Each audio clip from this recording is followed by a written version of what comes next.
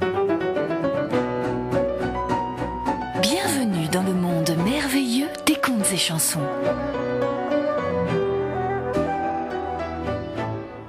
Quand tu entendras cette musique, tourne la page. Je vais te raconter une histoire.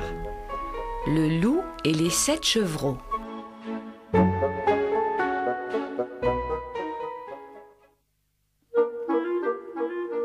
Il était une fois, à la lisière d'une grande forêt, une maman chèvre qui avait 7 adorables petits chevreaux et qui habitaient tous ensemble dans une jolie maison.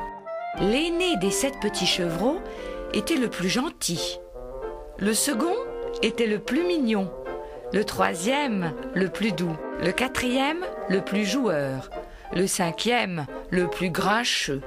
Le sixième, le plus drôle. Et le dernier était le plus malin.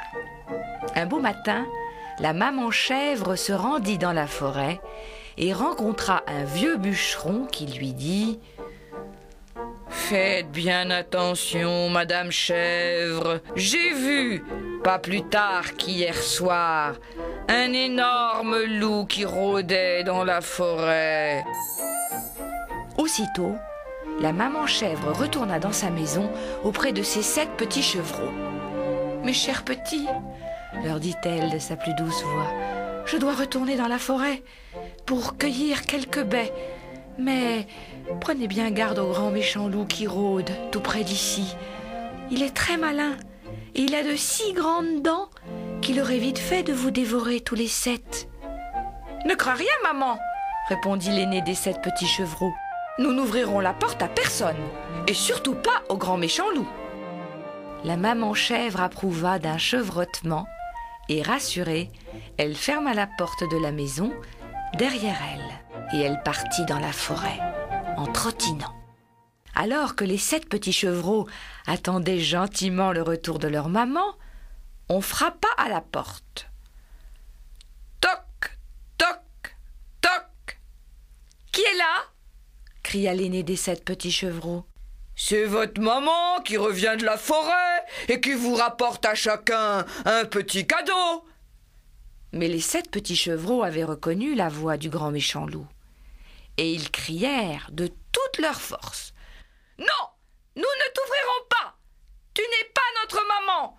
Elle a la voix très douce, tandis que toi, tu as une grosse voix et tu es le grand méchant loup. » Très en colère, le grand méchant loup tourna les talons et s'en alla. Il descendit au village et acheta un gros morceau de craie chez le marchand. Il l'engloutit en une bouchée. Et alors, sa voix devint douce et aimable, comme celle de la maman chèvre. « À présent, pensa-t-il, je vais retourner voir les 7 petits chevreaux. Comme ma voix est devenue toute douce, ils penseront que je suis leur maman. Et dès qu'ils ouvriront la porte de leur maison, je les croquerai, l'un après l'autre. » Très fier de son astuce, le grand méchant loup se léchait déjà les babines à l'idée du délicieux festin qu'il allait faire. Arrivé devant la maison, il frappa à la porte. « Toc, toc, toc. Qui est là ?» demanda l'aîné des 7 petits chevreaux. « C'est votre maman qui revient de la forêt et qui vous rapporte à chacun un petit cadeau, » répondit le grand méchant loup avec une voix plus douce. Mais les 7 petits chevreaux avaient vu sa patte noire aux griffes acérées, appuyée sur le rebord de la fenêtre. « Non, nous ne t'ouvrirons pas !» crièrent-ils tous ensemble. « Tu n'es pas notre maman. Elle a une jolie patte blanche, tandis que toi, tu as une vilaine patte noire, et tu es le grand méchant loup. » Furieux, le grand méchant loup retourna au village. Il se rendit chez le boulanger. « Bonjour, monsieur le boulanger, » dit le grand méchant loup, de sa voix la plus aimable. « Pouvez-vous me faire un plâtre sur ma patte, car je me suis fait mal en tombant ce matin. » Le boulanger comprit que le loup n'était pas venu se faire soigner, mais qu'il préparait un mauvais coup. Le boulanger vit ses yeux briller d'un éclat cruel et terrifié, il obéit au loup. Délicatement, il entoura la vilaine patte noire du loup avec de la pâte à pain. « Merci et au revoir, monsieur le boulanger !» dit le grand méchant loup. Et il se précipita à nouveau vers la maison des 7 petits chevreaux. Sur son chemin, il passa devant le moulin du vieux meunier. Cela lui donna une idée. « Bonjour, monsieur le meunier !» dit le grand méchant loup en entrant dans le moulin. « Je voudrais que vous me saupoudriez mon emplâtre avec de la farine bien blanche. » Le meunier connaissait bien le loup et il savait qu'il avait une mauvaise intention. Il refusa, mais le méchant loup montra alors ses grandes dents et dit en hurlant « Si vous ne me versez pas de farine sur la pâte, je vous dévorerai tout cru !» Pris de panique, le vieux meunier monta tout en haut de son moulin. Il prit un gros sac de farine et il en versa tout le contenu sur l'emplâtre du loup. Ainsi, la vilaine patte noire du grand méchant loup ressemblait à s'y méprendre à la jolie patte blanche de la maman chèvre. Et pour la 3e fois, le grand méchant loup alla frapper à la porte de la maison des 7 petits chevreaux. « Toc, toc, toc ! Qui est là ?» cria l'aîné des 7 petits chevreaux. « C'est votre maman qui revient de la forêt et qui vous rapporte à chacun un petit cadeau, » répondit le grand méchant loup. « Tu as la voix aussi douce que celle de notre maman, mais montre-nous si ta pâte est blanche comme la sienne, » dit l'aîné des 7 petits chevreaux. Alors, le grand méchant loup posa sa pâte qui était emplâtrée et enfarinée sur le rebord de la fenêtre.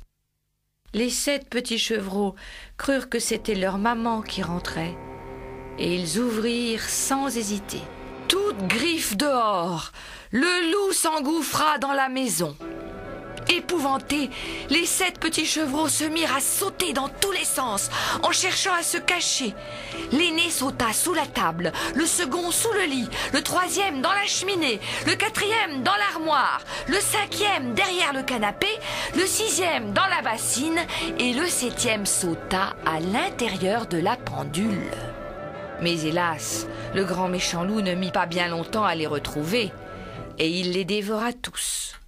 Tous, sauf le dernier, qui était caché dans la pendule.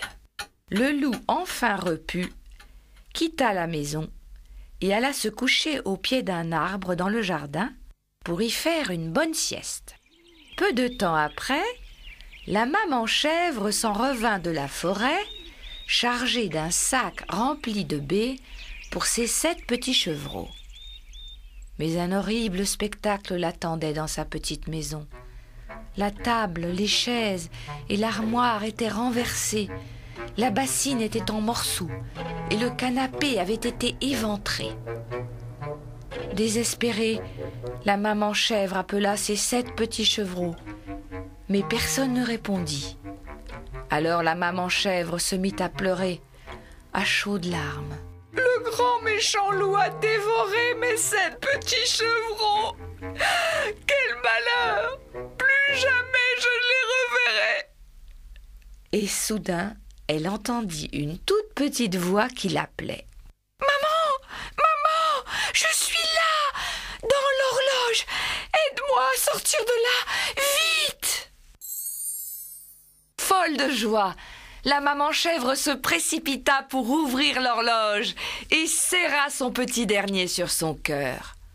Encore tout apeuré, celui-ci raconta à sa maman la funeste aventure. Triste et désemparée, la maman chèvre sortit de la maison. Lorsqu'elle arriva dans le pré, elle vit le loup qui dormait tranquillement sous un arbre. Il ronflait si fort que les feuilles et les branches en tremblaient.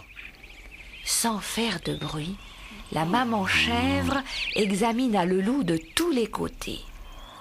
Elle vit alors que son ventre rebondissait dans tous les sens. On aurait dit que quelque chose bougeait à l'intérieur. « Mon Dieu !» pensa la maman chèvre. « Le loup avait tellement faim qu'il a avalé mes 6 petits chevreaux tout entiers. Et ils sont encore en vie. Le dernier des 7 petits chevreaux alla vite chercher une grande paire de ciseaux bien aiguisés, du fil bien solide et une longue aiguille. La maman chèvre tailla le ventre du méchant loup et au premier coup de ciseau, un petit chevreau sortit sa tête. Elle continua alors à tailler le ventre du loup, tandis qu'il dormait. Ainsi, les 6 petits chevreaux sortirent l'un après l'autre. La maman chèvre était tellement heureuse de retrouver ces 6 petits que pendant un long moment, elle les cajola tendrement. « À présent, dit la maman chèvre aux 7 petits chevreaux, allez vite me chercher tous les cailloux que vous pourrez rapporter. » En trottinant gaiement, les 7 petits chevreaux allèrent dans les prés et rapportèrent chacun un gros sac rempli de gros cailloux. Un à un, la maman chèvre déversa dans le ventre du méchant loup les 7 sacs. Puis, elle prit la longue aiguille et le fil bien solide et se mit à recoudre le ventre du loup. Lorsque l'opération fut terminée, la maman chèvre et les 7 petits chevreaux coururent se cacher derrière un très gros chêne. Après avoir longuement dormi, le loup s'étira et se remit sur ses pattes. Comme les cailloux qu'il avait dans le ventre lui donnaient très soif, il voulut se rendre au bord de l'eau pour se désaltérer. Mais dès qu'il se mit à marcher, les cailloux commencèrent à brinque-baller de gauche à droite dans son ventre et à s'entrechoquer violemment. Alors, le grand méchant loup se demanda « Qu'est-ce qui se poume et patapoum là-dedans, dans mon ventre? 6 chevreaux, je croyais, mais des cailloux, voilà ce que c'est !» Et le loup avait de plus en plus soif. Son ventre était si lourd que c'est avec grand-peine qu'il se traîna jusqu'à la rivière. Quand il arriva au-dessus de l'eau, il se pencha pour boire. Mais tout à coup, son gros ventre le fit basculer et le grand méchant loup tomba dans l'eau, la tête la première. Il tenta bien de nager et se mit à crier « Au secours!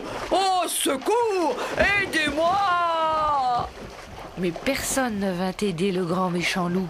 Alors, les cailloux qui étaient très lourds l'entraînèrent vers le fond de l'eau et le grand méchant loup se noya.